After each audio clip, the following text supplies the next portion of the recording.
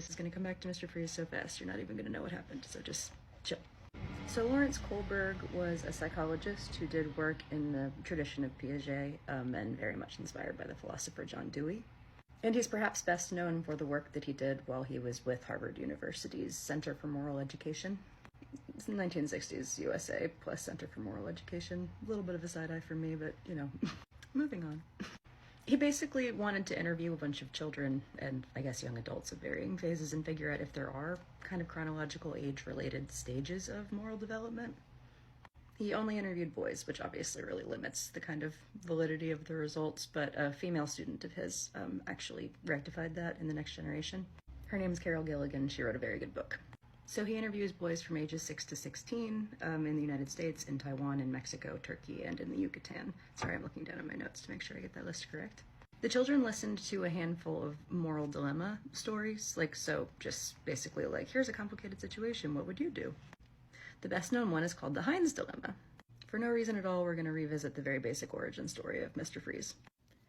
Victor Freeze, brilliant researcher, his wife gets sick, and then utilizing resources from his employer, who has close ties to Bruce Wayne, that he's not necessarily authorized to use, except if it works, he cryo-freezes his wife in state, basically, before she dies, because the illness cannot be cured. That employer connection, I believe, is just in the animated movie from the 90s. There's another version of it where it's poison ivy. Point being, wife dies, either because capitalism or poison ivy.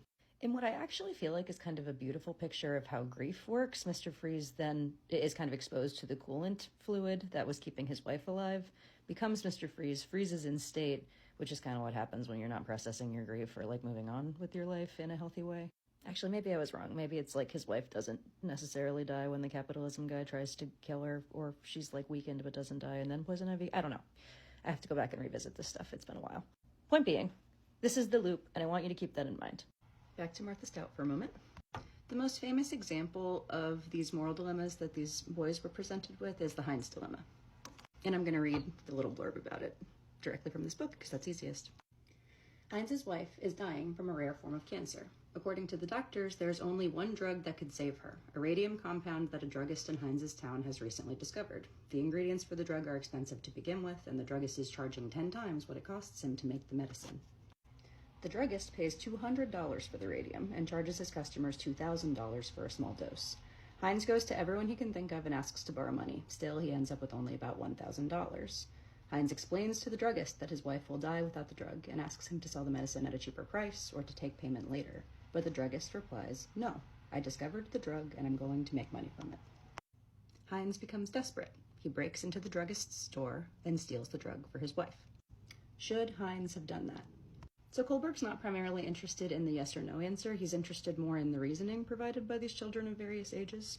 So basically he identified 3 tiers, essentially, of moral reasoning. Roughly linked to age, but not everybody progressed all the way through. Some people stopped at the first stage and then just became adults. But basically 7 to 10-year-old children usually operated with a pre-conventional sense of morality. He calls this the pre-moral phase of moral development. But it's basically, he shouldn't have done that because it was against the rules and now he'll get in trouble. Around age 10, children tend to shift more to the conventional side of things, which is the second level. Basically, at this point, obeying authority becomes a value in and of itself that you hold or you don't hold. So he shouldn't have done that because it's against the law, becomes the reasoning for it, as opposed to now he'll get in trouble. There's no reference to immediate reward or punishment. And then the way Kohlberg puts it, a few people, in post-adolescence, get to the post-conventional phase. It's a lot more than a few people when women are included, side note. But when it's just boys. And this is how it's summarized in the book. Where Heinz is concerned, a person reasoning at the post-conventional level might well insist that human life was more valuable than money, and that the sanctity of life was a moral law that superseded society's rules about stealing. And then also that honoring ownership above all other features of a situation is part of conventional moral reasoning, so that middle tier, not the kind of elevated tier, or it is at least among men raised in North America, if this connection is meant to be honored. When women come in, there's a lot more concern about Heinz's relationship to his wife. So my point is, the Kohlberg study is famous, and the Heinz dilemma is very well known to anyone who's kind of a dork about the moral reasoning, moral judgment arm of 20th century psychology. When you progress from Kohlberg to Gilligan, you go from what's called an ethic of justice, which is the primary driver of things, a following the rules and aligning yourself with the law, to an ethic of care. Let's talk about Heinz's relationship to his wife. Let's talk about what it actually means, what it actually costs Heinz to not be able to access this medication. And the conclusion I think should be drawn from that, and often is that the negotiation between those two things is why it's important to have men and women in most rooms where major decisions are made. But I know I don't have to be the one to tell you that a lot of the time that's dismissed as emotionality. So my actual theory is that Mr. Freeze is based on the Heinz dilemma. Like, it's just so uncanny, you know? Like the framing and how it kind of goes frame by frame, the same type of dilemma. That goes back to the whole initial reason I started making these videos of like, why is it so hard to talk to most guys about Batman? I say most because I've had lots of nice discussions with guys in my comments lately because they've been willing to, you know, play ball with the basic parameters of the space. But I also find it so funny that the PhD that wrote this book draws it back to North American males.